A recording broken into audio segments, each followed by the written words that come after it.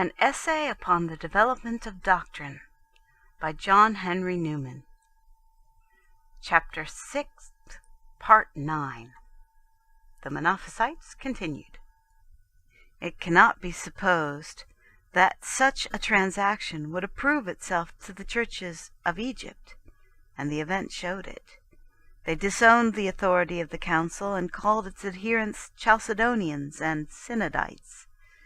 For here was the West tyrannizing over the East, forcing it into agreement with itself, resolved to have one and one only form of words, rejecting the definition of faith which the East had drawn up in council, bidding it and making it frame another, dealing peremptorily and sternly with the assembled bishops, and casting contempt on the most sacred traditions of Egypt.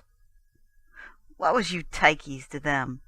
He might be guilty or innocent. They gave him up. Dioscorus had given him up at Chalcedon. They did not agree with him. He was an extreme man. They would not call themselves by human titles. They were not Eutychians. Eutyches was not their master. But Athanasius and Cyril were their doctors. The two great lights of their church, the two greatest and most successful polemical fathers that Christianity had seen, had both pronounced one nature incarnate, though allowing two before the incarnation. And though Leo and his council had not gone so far as to deny this phrase, they had proceeded to say what was the contrary to it, to explain away, to overlay the truth, by defining that the incarnate Saviour was in two natures. At Ephesus it had been declared that the creed should not be touched. Chalcedonian fathers had, not literally but virtually, added to it. By subscribing Leo's tome and promulgating their definition of faith, they had added what might be called the creed of Pope Leo. It is remarkable, as has just been stated, that Dioscorus, wicked man as he was in act, was of the moderate or middle school in doctrine, as the violent and able Severus after him. And from the first the great body of the protesting party disowned Eutyches, whose form of the heresy took refuge in Armenia, where it remains to this day.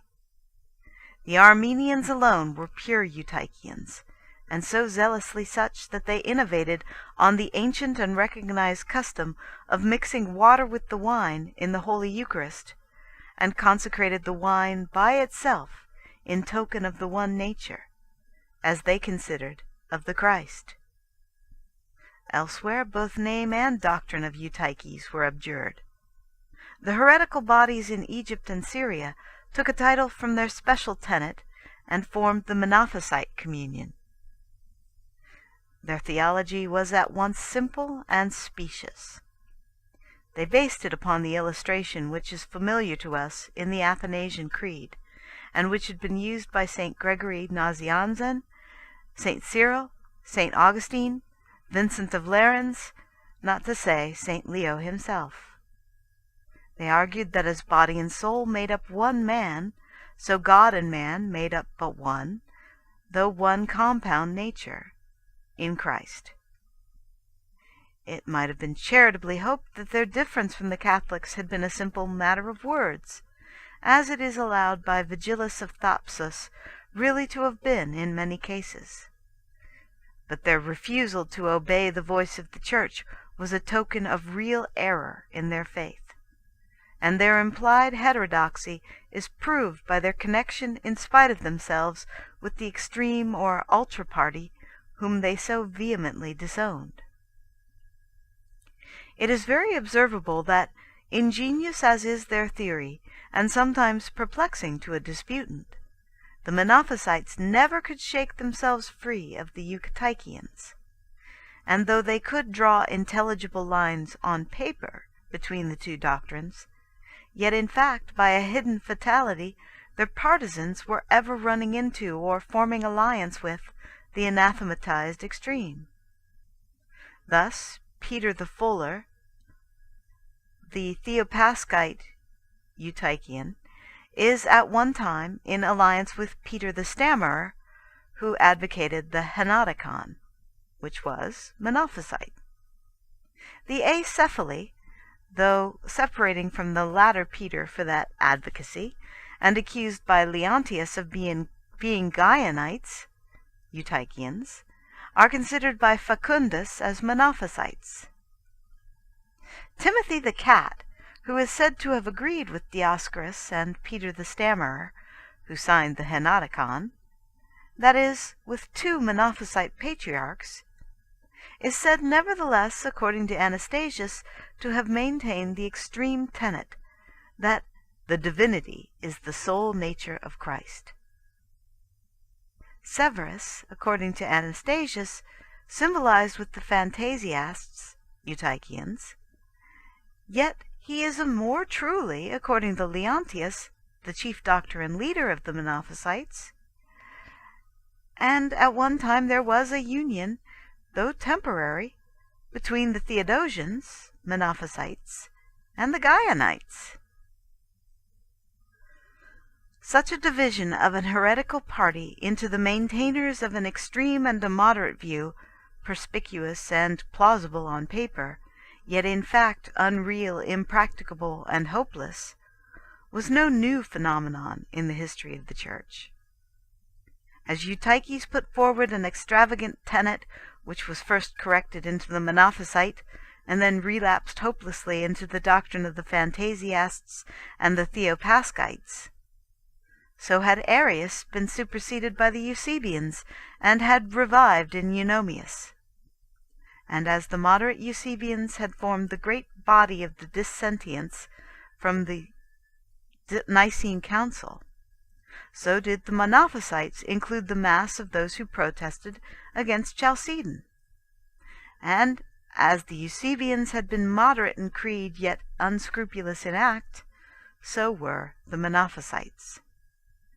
And as the Eusebians were ever running individually into pure Arianism, so did the Monophysites run into pure Eutychianism.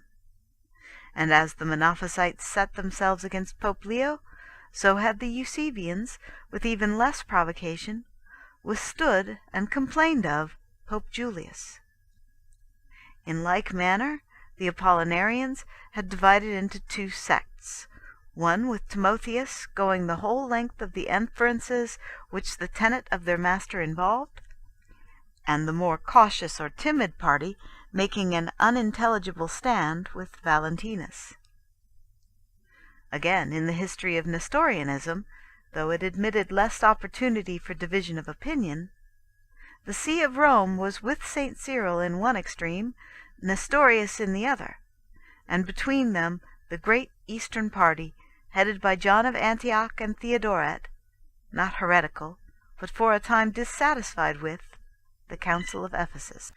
The Nestorian heresy, as I have said, gave less opportunity for doctrinal varieties than the heresy of Eutyches. Its spirit was rationalizing, and had the qualities which go with rationalism. When cast out of the Roman Empire, it addressed itself, as we have seen, to a new and rich field of exertion, got possession of an established church, cooperated with the civil government, adopted secular fashions, and by whatever means pushed itself out into an empire. Apparently, though it requires a very intimate knowledge of its history to speak except conjecturally, it was a political power rather than a dogma, and despised the science of theology. Eutychianism, on the other hand, was mystical, severe, enthusiastic. With the exception of Severus and 1 or 2 more, it was supported by little polemical skill.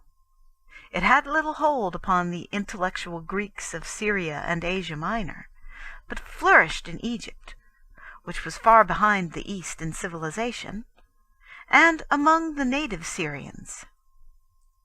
Nestorianism, like Arianism before it, was a cold religion, and more fitted for the schools than for the many. But the Monophysites carried the people with them. Like modern Jansenism, and unlike Nestorianism, the Monophysites were famous for their austerities. They have, or had, 5 Lents in the year, during which laity, as well as clergy, abstained not only from flesh and eggs, but from wine, oil, and fish. Monachism was a characteristic part of their ecclesiastical system. The bishops and Maphrian, or patriarch, were always taken from the monks, who are even said to have worn an iron shirt or breastplate as part of their monastic habit. Severus, Patriarch of Antioch at the end of the 5th century, has already been mentioned as an exception to the general character of the Monophysites, and by his learning and ability may be accounted the founder of its theology. Their cause, however, had been undertaken by the emperors themselves before him. For the first 30 years after the Council of Chalcedon, the protesting Church of Egypt had been the scene of continued tumult and bloodshed. Dioscorus had been popular with the people for his munificence, in spite of the extreme laxity of his morals, and for a while the imperial government failed in obtaining the election of a Catholic successor. At length Protarius, a man of fair character, and the vicar general of Dioscorus on his absence at Chalcedon, was chosen, consecrated, and enthroned. But the people rose against the civil authorities, and the military coming to their defense were attacked with stones, and pursued into a church, where they were burned alive by the mob. Next, the popular leaders prepared to intercept the supplies of grain which were destined for Constantinople, and, a defensive retaliation taking place, Alexandria was starved. Then a force of 2,000 men was sent for the restoration of order, who permitted themselves scandalous excesses toward the women of Alexandria. Protarius's life was attempted, and he was obliged to be attended by a guard. The bishops of Egypt would not submit to him. 2 of his own clergy, who afterwards succeeded him, Timothy and Peter, seceded, and were joined by 4 or 5 of the bishops and by the mass of the population. And the Catholic Patriarch was left without a communion in Alexandria. He held a council and condemned the schismatics, and the emperor, seconding his efforts, sent them out of the country and enforced the laws against the Eutychians. An external quiet succeeded. Then Marcion died, and then forthwith Timothy the cat made his appearance again, first in Egypt, then in Alexandria. The people rose in his favor, and carried in triumph their persecuted champion to the great Caesarean church, where he was consecrated patriarch by 2 deprived bishops who had been put out of their sees, whether by a council of Egypt or of Palestine. Timothy, now raised to the episcopal rank, began to create a new succession. He ordained bishops for the churches of Egypt, and drove into exile those who were in possession. The imperial troops who had been stationed in Upper Egypt returned to Alexandria. The mob rose again, broke into the church where St. Protarius was in prayer, and murdered him. A general ejectment of the Catholic clergy throughout Egypt followed. On their betaking themselves to Constantinople, to the new emperor, Timothy and his party addressed him also. They quoted the Fathers and demanded an abrogation of the Council of Chalcedon. Next they demanded a conference. The Catholics said that what was once done could not be undone. Their opponents agreed to this, and urged it as their very argument against Chalcedon, that it added to the faith and reversed former decisions. After a rule of 3 years, Timothy was driven out and Catholicism restored.